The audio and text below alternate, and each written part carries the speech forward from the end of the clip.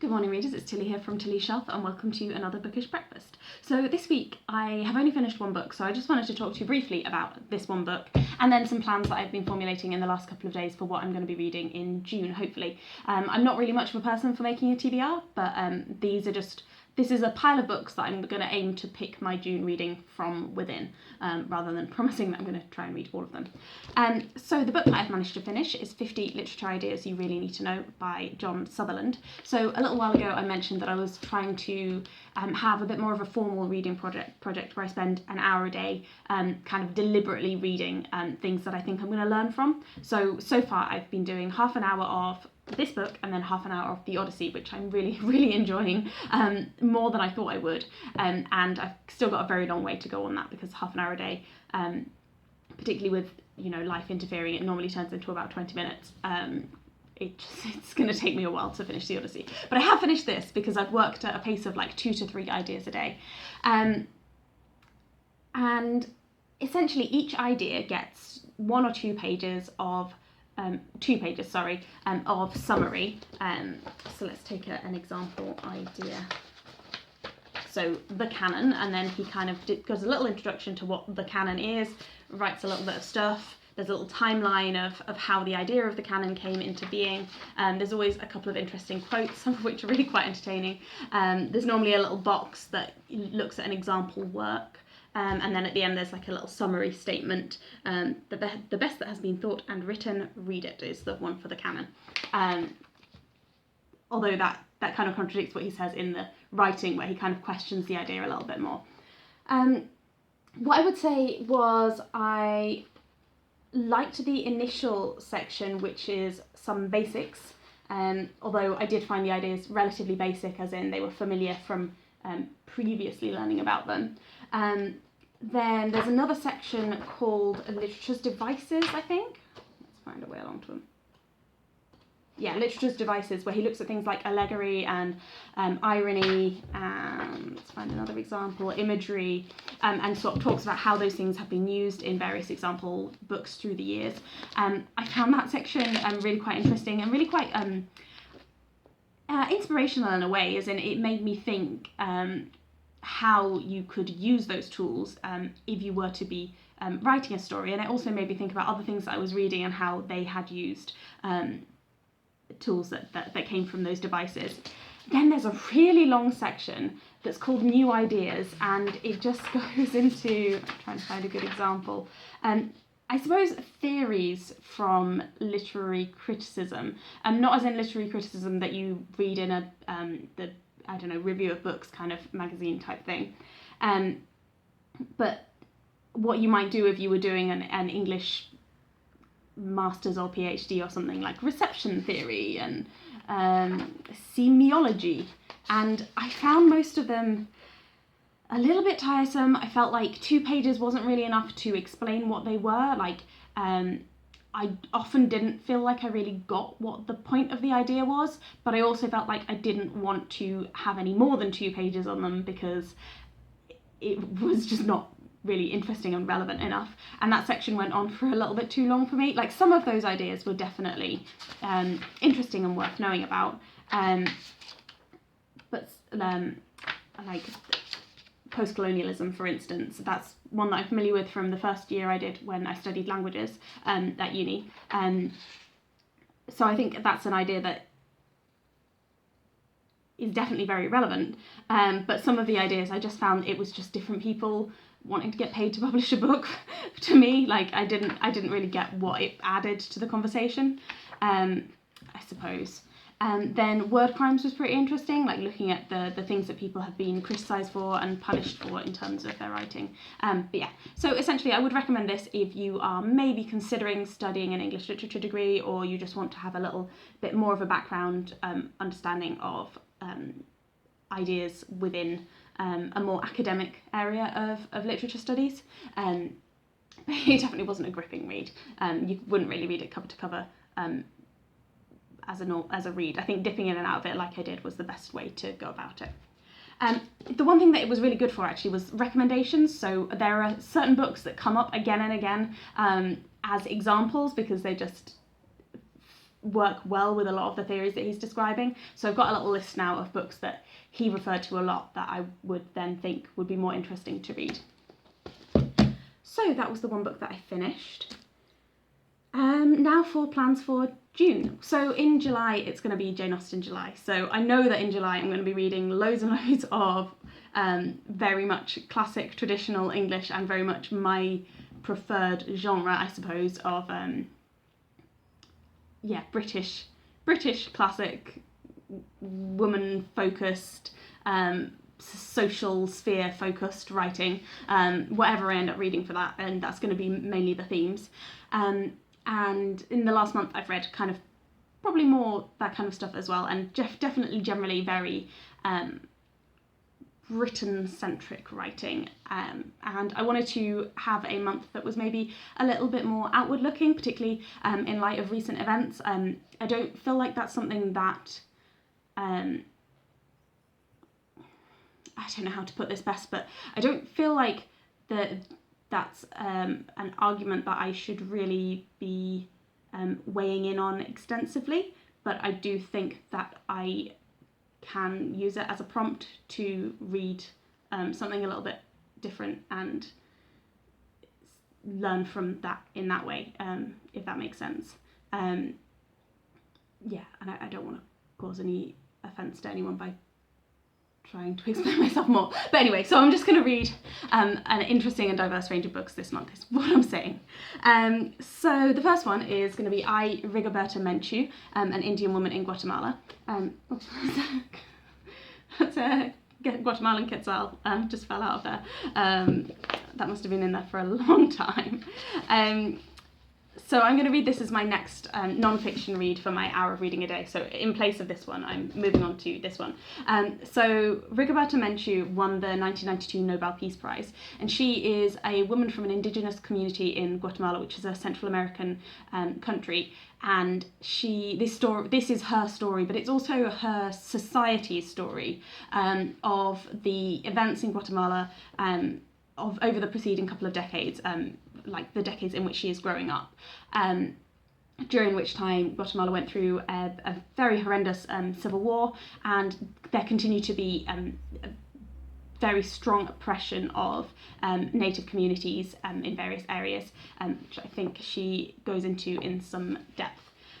So I'm looking forward to reading that perspective. I got this book probably about 7 years ago now, because I went to Guatemala for a while and I bought a variety of different books that were from there, and this was definitely a very widely spoken about example, but for some reason I never quite got around to reading it while I was there, so that's why it's got a Quetzal in it, because it came all the way to Guatemala with me, and I just never managed to read it, so now is the time. I know that my mom has read it, and I think she found it interesting. Then the next book that I am going to read, probably, or the next one that's in the pile, is Death of an Ex-Minister by Nawal El-Saadawi. So Nawal El-Saadawi is an Egyptian author. I first got to know about her when I was preparing to study Arabic at university. And at college I did an extended project about her book Woman at Point Zero and comparing it to Thomas Hardy's Tess of the D'Urbervilles, which I'm holding upside down. So both of these stories look at young women who fail to conform to the society's expectations of what a woman should be like, specifically in terms of purity. They look at women who are forced into becoming social outcasts, and how they respond to that, and how society views them, and how other people interact with them, kind of before and after they know about the kind of scandalous, I suppose, elements in their history. So I wrote a paper on how the different authors used kind of symbolism to reflect on the positions that their female characters were in. I would say if you enjoy Tess of the D'Urbervilles, and if you find stories like Anna Karenina, Madame Bovary interesting, then Woman at Point Zero would be a very interesting story for you to read in terms of seeing that story from a very different perspective, in terms of a perspective of rural Egypt, and she does sometimes spend some time in the bigger cities of Egypt as well. Yeah, it's just a different approach to the story of a woman in a very difficult position, and trying to adapt to that. I would say that she is quite a compelling character, but the writing style, on the surface level, it doesn't seem very descriptive. It is, you just have to kind of like crack it open a little bit. And yeah, it's enjoyable and very distinctive. So this would be a recommendation from me. I got this at the same time because I wanted to read a little bit more of Asadowi's writing. And I think I did read some of it, but it's a collection of short stories and I don't think I finished them all. And I know that, because I know Asadowi's writing, I know that this is going to be, this is going to look at the position of women, this is going to look at how people have relationships, and it's going to look at kind of like cultural aspects of rural Egypt at the time in which she was writing, which I think was the 1980s? Yeah, 1987 this was published. And it's going to have that kind of unique style of her Arabic writing as translated into English, so looking forward to that, and it's quite short, so I should be able to read that relatively quickly. Then the next book that's on my pile is N.K. Jemison's The Stone Sky. So this is the last book in the Broken Earth series, and I read the middle one, Obelisk Gate, probably over a year ago now. I didn't enjoy Obelisk Gate massively, so I enjoyed the first book in the series, which I can't remember the name of right now, and I did an extensive review of it and talked about how I found the style really, something really different and distinctive, and how I felt like it added to the work. I found with Obelisk Gate that the style actually was too much and it got in the way of my enjoyment of the writing, but I'm hoping that I will enjoy the end of the story enough for it to be worthwhile. So in the Broken Earth series, Jemison unpicks the disadvantages faced by the Origin community, which is a community of people who are able to move the rocks of the earth, which leads to significant distrust and suspicion from the rest of the world around them, and many people try to control their abilities. So I think the way that she explores those topics is interesting, and I think that I will hopefully enjoy just the storyline and the world enough to overcome the difficulties that I have with her writing style. Then the next one I've got on my pile is The Radiance of the King by Camara Laye. So this is a story that I don't know that much about it, but my mum read it as part of her Scally-Dandling project, where she's reading books from a new country every month. So a book where she has not, I suppose, visiting countries through books where she's not visited that country through a book previously. There is no neat way to say that. I can't remember which country this is, but it is somewhere in West Africa. Let me see if I can quickly find out. Niger. So yes, Camara Laye is from Niger, if I've interpreted that rightly. So it's a story about a white man being shipwrecked in West Africa, and I suppose his experiences as an outsider trying to find his way through that society, and the ways that the adventures that he has in trying to get to grips with this new society that he's entered into. I know that her review of it made it sound very interesting, and I said at the time that I would like to read it, and that is why she gave it to me, so that I could read it.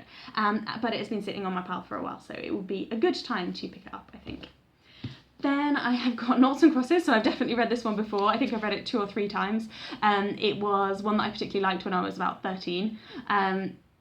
This one, I'm sure most people are familiar with it. It's by Mallory Blackman, and it has recently been read a bit more and waved around a little bit more because it has just been made into a BBC TV series. So I haven't been able to see that because we don't have a TV, so we won't have like BBC things as yet, but eventually it'll come to a forum where I will be able to see it.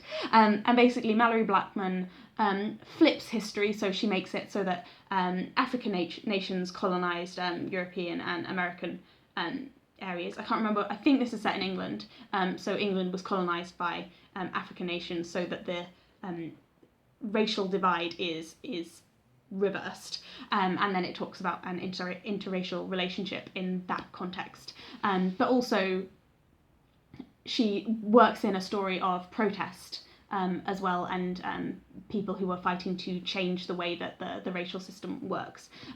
So I think reading this again as an adult, where I'm not just seeing it as a kind of a teen romance with a bit of dramatic elements, but have a greater awareness maybe of some of the things that she was trying to highlight, I think that would be worthwhile. Excuse me.